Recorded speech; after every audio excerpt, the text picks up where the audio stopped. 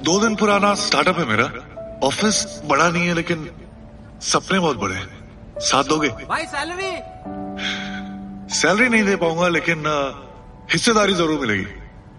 Business अच्छा हुआ तो साथ में आसमान छुएंगे, नहीं तो साथ में डूबेंगे।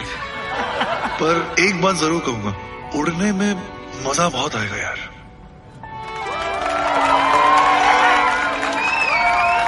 ऑलराइट।